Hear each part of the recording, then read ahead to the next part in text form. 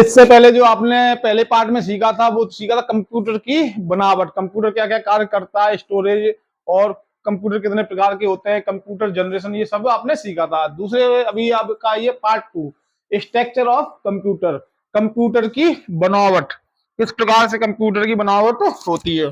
कि कंप्यूटर की मुख्यतः 3 प्रकार से पूरा बनाया गया है। पहले है जो कंप्यूटर के डिवाइसेज, जो डिवाइसेज होते हैं वो होते हैं, पहला डिवाइस है उसे बोलते हैं इनपुट डिवाइसेज। इनपुट का मतलब है किसी भी चीज को अंदर डालना, वो क्या कहलाएंगे, इनपुट डिवाइस कहलाएंगे। दूसरा है सेंट्रल प्रोसेसिंग यूनिट, सीपीयू, जिसे बोलते हैं सीपीयू शॉर्ट फॉर्म में, फुल फॉर्म में सेंट्रल प्रोसेसिंग यूनिट। तीसरा आपका आता है आउटपुट डिवाइसेज, जब कोई चीज आपने इसके अंदर डाली तो क्या होगा, उसे बाहर भी निकालना। जैसे आपने डाटा स्टोरेज किया, जब डाटा स्टोरेज कर रहे होते तो क्या कहलाएगा, इनको किसी डिवाइस के द्वारा ही तो डाटा को स्टोरेज कर रहे हो। जैसे आपने मान लो एक कॉपी, यहाँ पे एक पेज की टाइपिंग की, तो टाइपिंग करते समय आपको उपयोग में किसको लेना पड़ा, उपयोग में आपको कीबोर्ड को लेना पड़ा, तो कीबोर्ड क्या हो गया, इनपुट डिवाइसेज। अब जब आपने टाइप कर लिया, टाइप करने के बाद जब उसे आप बाहर निकालोगे तो बाहर निकालने के लिए प्रिंटर की आवश्यकता पड़ेगी, तो प्रिंटर क्या हो गया, आउटपुट डिवाइसेज। और इन दोनों को निकालने के लिए आवश्यकता किसकी है, सेंट्रल प्रोसेसिंग यूनिट की, सीपीयू की जरूरत है। ये दोनों किसके मिलान से चलता है, मिलने से चलता है। इनपुट और आउटपुट काम कब करते हैं, जब सीपीयू काम कर रहा होगा, तब सीपीयू ब्रेन होता है पूरे कंप्यूटर का। अब ये डाटा चार्ज, जो आपका डाटा उसका चार्ट है, ये हो गया। बीच में देखो सबसे पहले सीपीयू, सीपीयू एक तरफ, सबसे पहले क्या, आउटपुट। जब भी आपने यहाँ पे कोई चीज टाइप की, टाइप करने के बाद में किसके पास जाएगी, सबसे पहले किसके पास में गई, जो आपने जो भी टाइप किया सबसे पहले गई सीपीयू के पास में।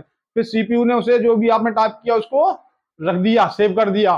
फिर उसके बाद में जब आप प्रिंट बाहर निकालोगे वो किसके द्वारा आएगा, प्रिंटर के द्वारा। क्या कहलाएगा, जब भी क्या कहलाएगा, जब आपने इनपुट अंदर गया, अंदर टाइप किया, फिर उसके बाद में सीपीयू के पास गया, सीपीयू ने कर दिया, उसे हो गया, फिर निकालोगे प्रिंटर, क्या हो गया, आउटपुट।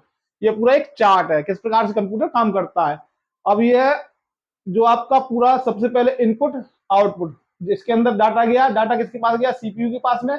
सीपीयू के पास में जाने के बाद में सीपीयू ने क्या किया, उसे कैच किया, कैच करने के बाद में जिस प्रकार से आप सेव करना चाह रहे कर दिया, करने के बाद में फिर उसे जब भी आपने कहीं प्रिंटर से बाहर निकाला है, किसी से निकाला, वो निकल के बाहर आ गया। तो ये हो गया पूरा आपका इनपुट और आउटपुट का चार्ट।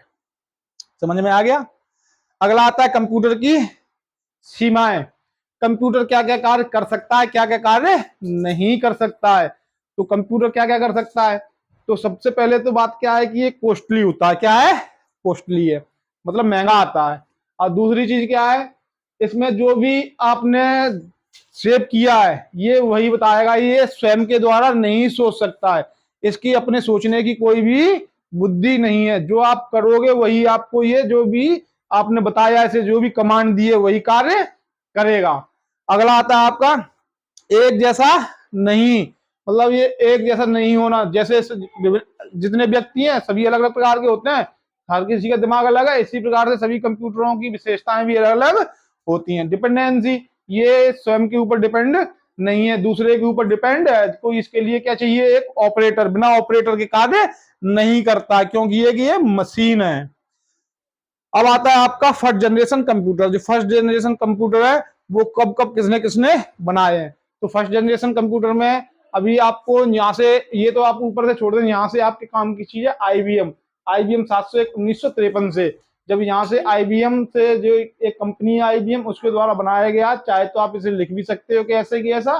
फिर इनके आईबीएम का भी जैसे चल रहा i3, i5, i7, i10, ये सभी आ रहे हैं। तो ये आई जो लगाया जाता है ये आईबीएम का ही कंपनी के द्वारा बनाए जाते हैं, इसलिए इनके आई क्या लगता है, आई लगता है। ये प्रोसेसर बनाने का कार्य करते हैं, इनको ही बोलते हैं जनरेशन।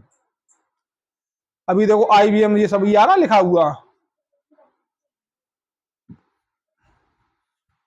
अब ये जो स्लाइड है बहुत इंपॉर्टेंट स्लाइड है, इसे ध्यान से देखेंगे और सुनेंगे। सबसे पहले जो आपका स्टोरेज रहता है, जब भी आप कंप्यूटर खरीदने के लिए आते हो या कंप्यूटर के अंदर आप मोबाइल खरीदने के लिए आते हो, तो बोलते हैं स्टोरेज डाटा, कंप्यूटर का या मोबाइल का स्टोरेज डाटा कितना है। तो इसे मालूम करने के लिए हमें ये मालूम होना चाहिए कि स्टोरेज कैसे होता है। जैसे मान लेते हैं कि 1 किलो वाट है, 1 किलो में कितना होता है वजन, 1 किलो को अगर हम सबसे छोटी इकाई करेंगे तो क्या होगा, 1 ग्राम। क्या होगा, 1 ग्राम। अब 1 ग्राम से ऐसे ही अगर 1 से 100 ग्राम पहुंच गया तो क्या होगा 100 ग्राम। अगर 1 किलो में कितने हो गए 1000 ग्राम हो गए, कितने हो गए 1000 ग्राम हो गए। इसी प्रकार से इसे भी बांटा गया है, इसके स्टोरेज को बांटा गया है। तो सबसे छोटी इकाई है उसे बोला गया 1 बिट। क्या बोला गया है 1 बिट। अब जब 4 बिट इकट्ठी हो जाती हैं तब क्या कहलाएगा 1 निब्बल। जब 8 बिट इकट्ठी हो जाएंगी तो क्या कहलाएगा 1 बाइट। और जब 1024 बाइट्स हो जाएंगी तब कहलाएगा 1 किलो बाइट्स। जैसे आप देखते हो कि अभी जब भी आप नेट चला रहे हो या कोई फाइल ट्रांसफर करते हो तो उसमें केबी की स्पीड आती है, केबी की आती है। तो केबी जो यहाँ पे लिखा हुआ केबी, केबी का मतलब हो गया के से किलो, बी से बाइट, तो शॉर्ट में बोलते हैं केबी। तो 1 केबी में कितने बाइट्स होते हैं 1 केबी में होते हैं 1024 बाइट्स, मतलब ये छोटे छोटे टुकड़े होते हैं। अब उसके बाद में 1024 केबी है, देखो 1 केबी है, यहाँ पे 1024 केबी आ गया। जब 1024 केबी होगा तब जाके क्या होगा 1 मेगाबाइट्स। मेगाबाइट्स का शॉर्ट फॉर्म बोलते हैं एमबी। अभी तो देखो 15 से 20 एमबी तक की 4G 5G डाटा चल रहा है। 5G में कितनी स्पीड मिलती है नेट में 1 से लेके 15 से 20 24 एमबी तक की स्पीड मिल रही है। तो 1024 केबी बराबर क्या होगा 1 एमबी। एमबी मतलब मेगा बाइट्स। अब 1024 एमबी बराबर 1024 एमबी बराबर कितना होगा 1024 एमबी बराबर होगा 1 जीबी। जैसे आप 1 जीबी बोलते हो उसका पूरा नाम है जीबी का गीगा बाइट्स। क्या नाम है गीगा बाइट्स। 1 जीबी में कितने एमबी होता है, कितना एमबी होता है 1 जीबी में 1024 एमबी होता है।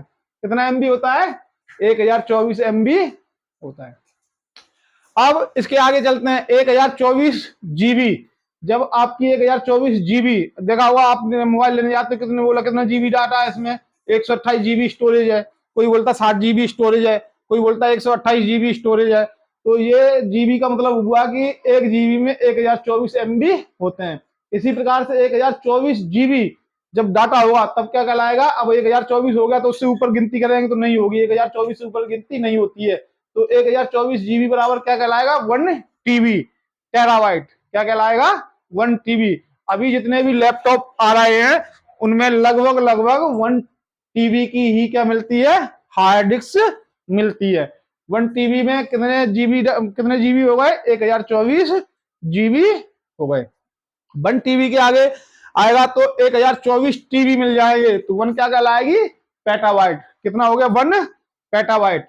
अब 1 पेटाबाइट के अगर आगे चलेंगे तो योटाबाइट, योटाबाइट के आगे चलेंगे तो ये अभी भारत में अभी तक सिर्फ योटाबाइट तक ही है। इसके आगे अगर जाएंगे तो भी जैसे अमेरिका जैसे देश है उन्होंने अपने स्टोरेज के लिए फिर बहुत सारे योटाबाइट योटाबाइट ऐसे करके आगे भी बना रखे हैं, लेकिन जो भारत में उपयोग होता है वो जहां तक है योटाबाइट तक ही उपयोग में लाते हैं। तो आप तो यहाँ तक रखिए कि 1024 टीबी बराबर 1 पेटाबाइट होता है जिसे पीवी बोलते हैं।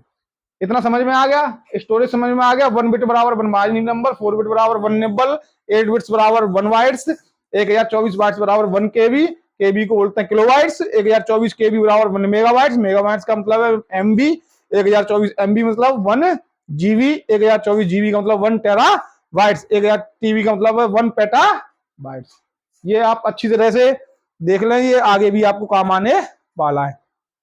अब आता पर्सनल कंप्यूटर किस प्रकार से होता है, बताया था अभी आपको पर्सनल कंप्यूटर सीएसए में। तो ये पर्सनल कंप्यूटर, पर्सनल कंप्यूटर में सबसे पहले ये क्या आपका मॉनिटर, ये आपका कीबोर्ड, ये आपका जो रखा हुआ है स्पीकर, और ये है आपका सिस्टम यूनिट जिसे सभी सीपीयू बोलते हैं। ये सीपीयू इसके अंदर होता है, ये सीपीयू नहीं है, इसे बोलते हैं सिस्टम यूनिट बोलते हैं। इसके अंदर एक मेमोरी चिप होती है जो सिलिकॉन की बनी होती है, उसे बोलते हैं सिस्टम यूनिट। अगला आता है देखो, अभी देखो एक बार मॉनिटर, सीपीयू आ गया जिसे सिस्टम यूनिट बोलते हैं, सीपीयू इसके अंदर रहता है, कीबोर्ड, माउस, स्पीकर, ये आए मेन पार्ट्स इसके होते हैं। इसमें एक यूपीएस और होता है। अगला आता है पर्सनल कंप्यूटर। जो पर्सनल कंप्यूटर मैंने आपको बताया था माइक्रो कंप्यूटर पीसी जो बताया था, इससे पहले बता दिया गया है माइक्रो कंप्यूटर पीसी कैसे होता है। ये है आपके मिनी कंप्यूटर, मिनी का मतलब छोटा कंप्यूटर। छोटे कंप्यूटर जो आपको दिखाई दे रहा है ऊपर, ये कंप्यूटर लगे हुए हैं।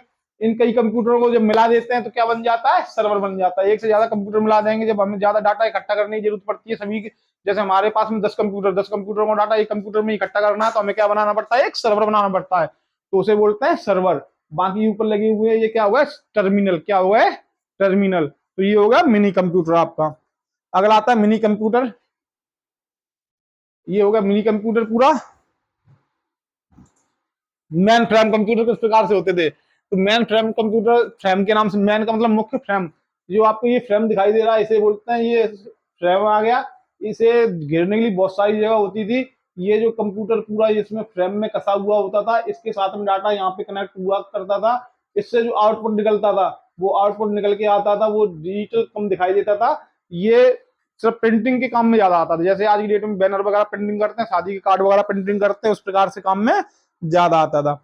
ये अब आपका आता है मॉडर्न सुपर कंप्यूटर, जो कि नासा, नासा एक क्या एजेंसी है अमेरिका की, उसके अंदर हवाई जहाज, पानी की पनडुब्बियां और सैटेलाइट उनके अंदर उपयोग करते हैं। उसके अंदर होता है फाइटर जहाज, उनके अंदर कौन से कंप्यूटर लगे रहते हैं, सुपर कंप्यूटर।